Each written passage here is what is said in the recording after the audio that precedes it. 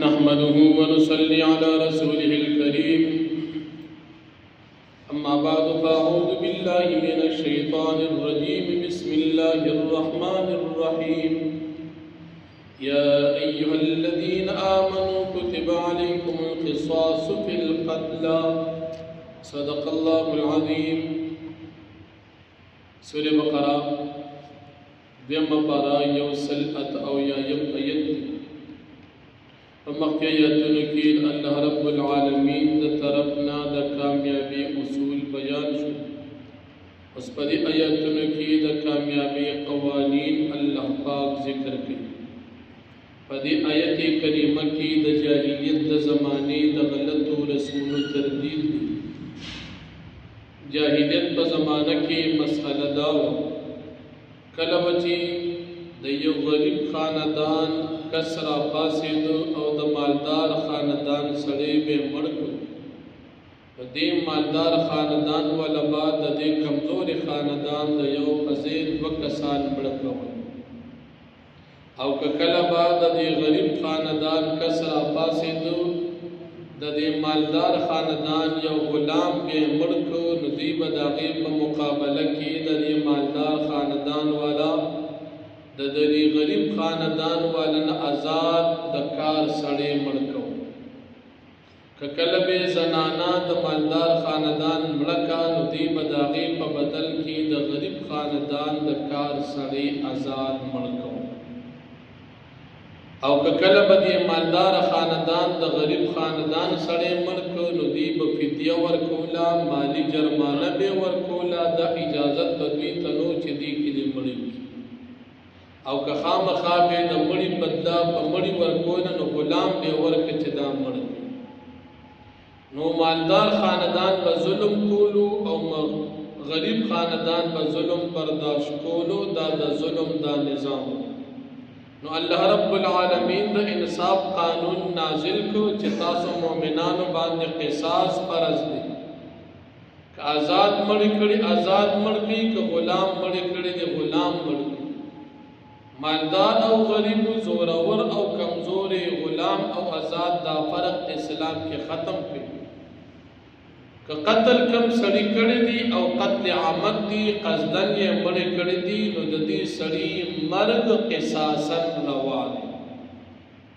منګو تاسو ویلي دي چې د مسلمان مرګ په دوه وجوهات روا کیږي یو پکې د قصاص مسله ده یو سړی را پاسېدو او بل مسلمان قصدن مړ کړ نو د دې قاتل مرګ پکې قصاصا کله دا وارثان د دې مړي را پاسېدل او دوی وی چې موږ قصاص نه اخلو او موږ له دیت راکړي نو دیت هم د شرع مطابق ورکول شي کله د اوخانو په حواله سره دیت نو سل اوخان په ورکول شي دی وارثان د مړي ته سل اوخان نه قیمت ده او کله د سونی په حواله سره 2000 دینار د سرو زرو او کله د چاندې په حواله سره نو لزرا درهم د چاندې دا په دیت کې وارثانو د مړی تا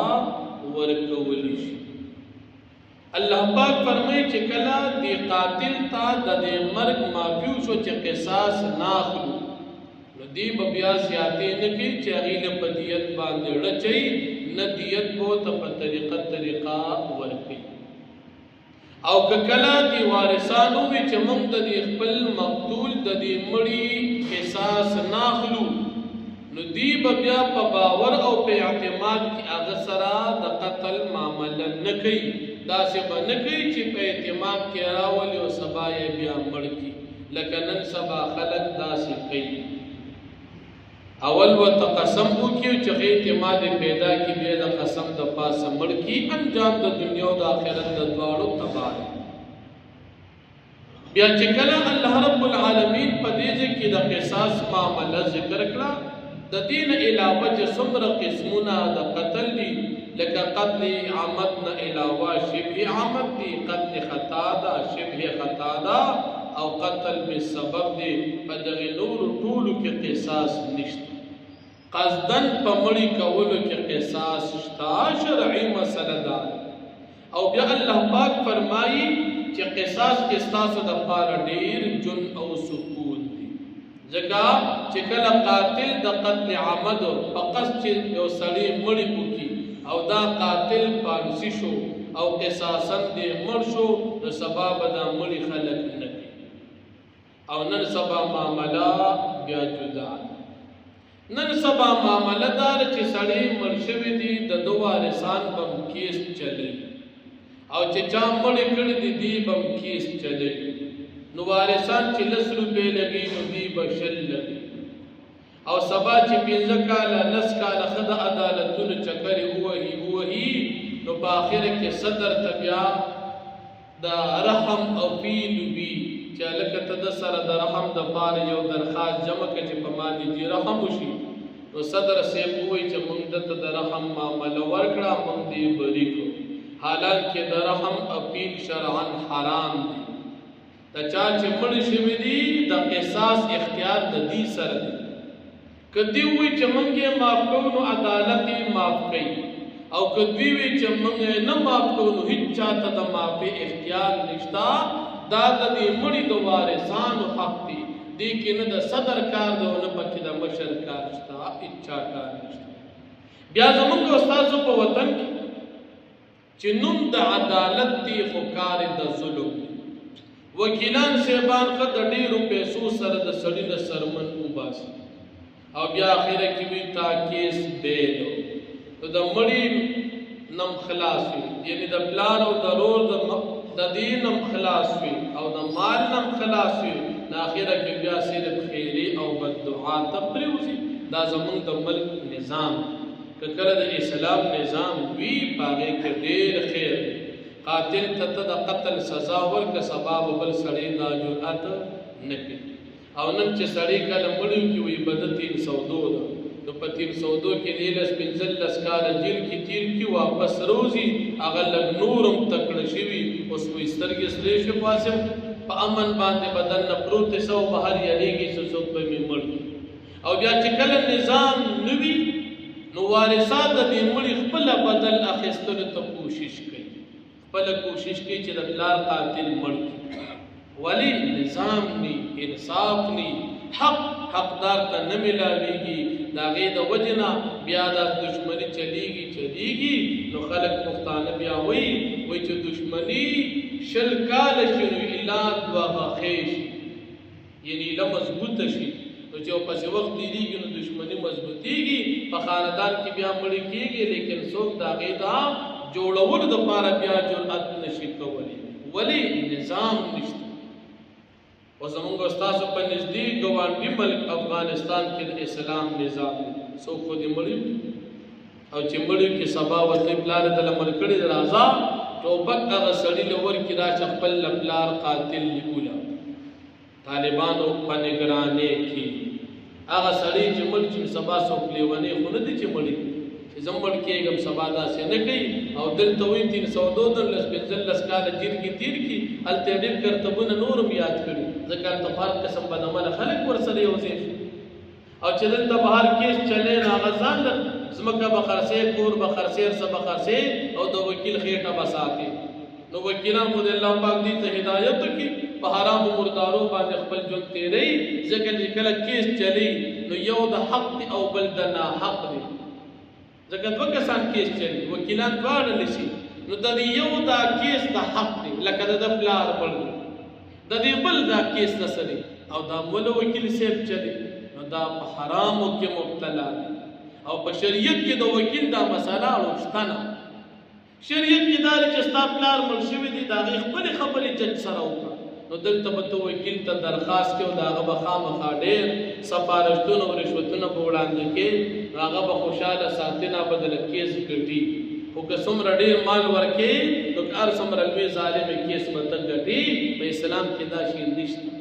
اسلام کې دا نشته چې ته د جج له تحفه یوسې، ځکه دا به رشوت شمار کړي. اسلام کې دا نشته.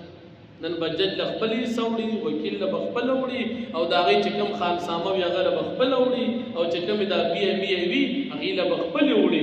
دا ټول رشوتونه دي. نو نظام کوم حد ته رسېدلی دی؟ د ظلم سیلاب روان دي خو د مخنیوي هیڅ قسم دستور او قانون نشتا. الله پاک فرمایي چې په قصاص کې ستاسو دپاره ژوند دی. نن سبا قاتلان څومره ډېر مظلوم خلک د خپل شرم او د خپل یرې نه غږ نشي کولی. اسلام نظام کې امن دی. الله جل شانه دی زمونږ او ستاسو په دې وطن کې د قرآن او د اسلام نظام زمونږ په ژوند کې راوړي او په افغانستان کې چې دا کوم نظام د اسلام دی الله دې ته سلامتیا ورکړي او کومې خرابې او کمزورۍ پکې دي الله دې هغه ختم کړي. زمونږ مسلمانان وروڼه دي موږ ورته دعاګانې کوو. کمزورۍ غلطۍ به هغې کې وي ټیک ده خو الله پاک دې هغه وباسي او الله پاک زمونږ او ستاسو په دې نظام کې د اسلام نظام راوړي. نو فرمایي یا ایها الذین آمنوا اے مومنانو کتب علیکم القصاص فی القتل فرض کړی شوي دي په تاسو باندې برابر والی په قتل کې. برابر والی به کې داسې به نه کې چې د یو په ځای بل ولي. زموږ خلک داسې کوي وایي راشي نه د کار سړی به دې ولو نو بس ټول عمر او بیا پریشان نو یو سړي په ځای باندې بل حرام دی حرام خټ جوړول دی. الله پاک پې خفه کېږي. الحر بالحر آزاد بقتل کولی شي آزاد باندې. والعبد بالعبد غلام بقتل کولی شي په غلام باندې. والانثى بالانثى او زنانه بقتل کولی شي په زنانه باندې.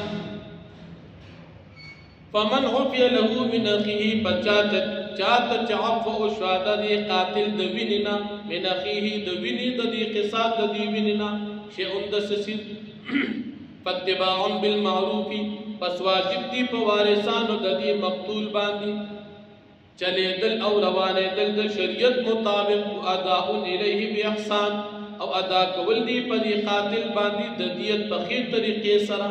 دیت بوس ورکی دا بنوي چې راچا معافي راتاو کا اوس به دیت هم نه ورکو نو مړې دې کړې دی دیت هم نه ورکی. نن سبا اکثر خلک داسې کوي. ذالک تخفیف من ربکم دا قانون د دیت او د معافي اسانتیا د تاسو د رب د طرفنا الله د طرفنا اسانتیا ده. کدا مړی والا خلک وي چې موږ بدل نه اخلو موږ د پلار قاتل معاف کوو الله پاک دا اسانتیا ده. ورحمت او رحمت کی فمن اعتدى بعد ذلك پس چې زیاتو کو پس د معافینا معافي وتو کو بیا مړ کو او یا مثال معافي وتو کو دیت هم نه ورکي فله عذاب علیم فزد د پار دردناک عذاب دی. ولکم فی القصاص حیات او تاسو د پار دی په قصاص کې جون یا اولی الالباب خاوندان د عقل لعلکم تتقون د پار دی چې تاسو ځان بچ کی د الله پاک د قانون د مخالفت نه. واخر